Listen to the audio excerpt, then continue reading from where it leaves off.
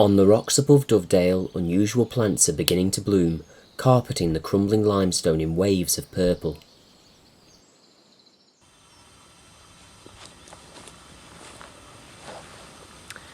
People come from far and wide to see the Peak District's stunning display of early purple orchids. Because of the sheer amount of them that carpets and sways many of the limestone dales, they've entered quite heavily into folklore. In Christian legend, the plants are known as Gethsemane, because the basal leaves which go around the stem of the plant are covered in small purple spots, and they're said to be the blood of Christ because this plant grew under the cross where he was crucified, and forever since they've been stained with his memory.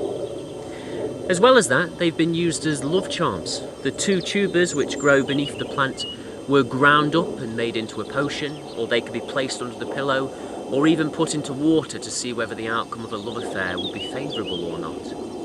As well as that, these tuber roots were also ground up to make a drink called salak, which in the 18th century was literally worth its weight in gold. A favoured restorative, thankfully it is no longer used, as this orchid is now a protected species.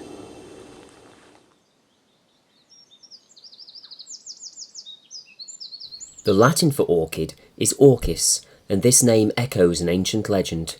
In Greek mythology, Orchis was the son of a nymph and a satyr. While deep in the forest, he came across a festival for Dionysus. The most beautiful women he'd ever seen were dancing and weaving through the leaves, and a carnal desire overcame him. He attempted to make love to one of the priestesses, and it angered Dionysus so much that she sent wild beasts to tear him apart limb from limb. His grieving father prayed to the gods to restore him, but they refused and turned him into a flower. As we know, the orchid's sexual connotations have continued until the modern day. The orchids are not a recent family of plants. The very first land plants appeared some 500 million years ago, with orchids evolving around 100 million years ago in the late Cretaceous, when the last of the great dinosaurs were roaming the earth. Unlike many other plants, orchid seeds are very, very small, on average only 0.1 to 0.25 millimeters long.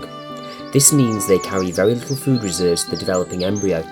As well as ideal light, moisture and warmth, the seed must come into direct contact with a mycorrhizal fungus, from which the orchid derives nutrients that it cannot make for itself.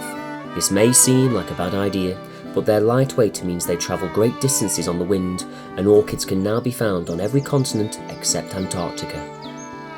The early purple orchid is one of the most common British orchids, but there are many more, elusive in their distribution and striking when found.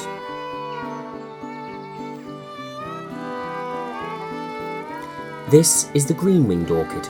It looks similar to the early purple orchid from a distance, but up close you can instantly tell it apart by its delicately veined upper petals. The green-winged orchid is pollinated by red-tailed bumblebees. One was once found with 16 pollinia stuck to its head. The green-winged orchid is a very rare plant in the Peak District, and this small patch of free blooms high above the Viagalia is its only location.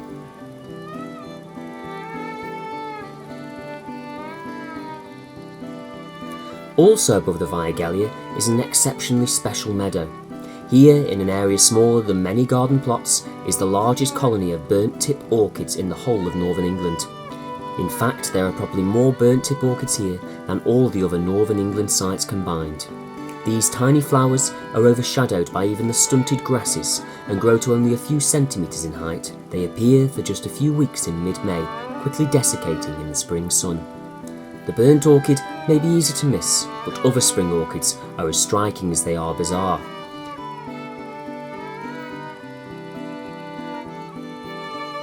This is the fly orchid, and it mimics small female flies. The males mistake the black velvet bloom with its iridescent purple splash and attempt to mate.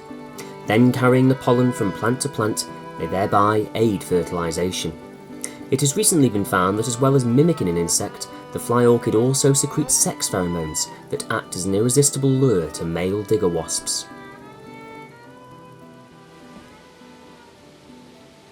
One Peak District orchid picked to extinction was the lady's slipper orchid. It grew beneath the shaded limestone screes on the heights of Abraham in Matlock Bath, but by the late 1800s had been picked to oblivion. But its extinction did not just take place in the Peak District. In 1888, Eminent botanists expressed concern over its national status, having disappeared from many other limestone screes in northern England. But it was too late, and by 1917 the species was declared extinct. By some miracle, in 1930, a single native flower was discovered in a secret wood near Grassington in Wharfdale. Each year it was protected day and night by dedicated botanists. But in 1950, disaster happened. A collector sneaked onto the site. He cut the orchid in half, taking one tuber and leaving the other in the ground.